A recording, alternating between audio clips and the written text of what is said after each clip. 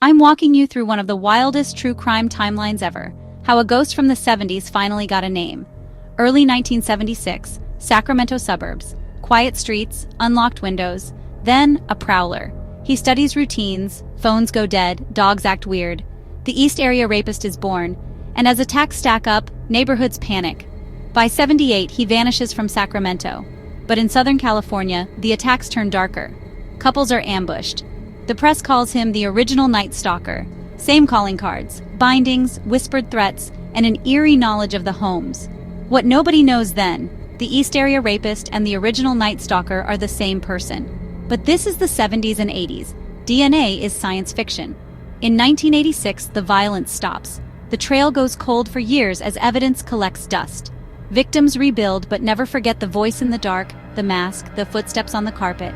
Mid-1990s, DNA forensics levels up. Cold case teams test old evidence saved by meticulous techs. A profile emerges and the link is made. The East Area Rapist and the original Night Stalker are the same offender. He gets a new name, the Golden State Killer. The 2000s bring false leads, but also a new force. An online community of amateur sleuths mapping crimes and sharing patterns, pushing the case back into the headlines. Detective Paul Hull's team tries something unconventional, genetic genealogy. They upload the killer's DNA to a public site, not for a direct match, but to build a massive family tree of distant relatives.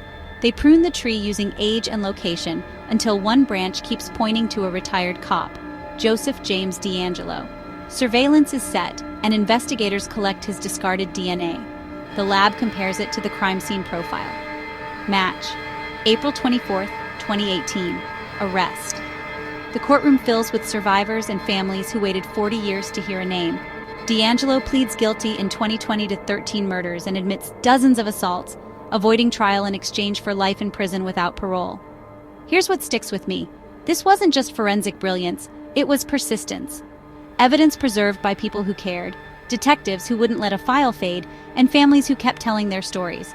And yes, a new kind of tool, genetic genealogy, that turned a dead end into a doorstep.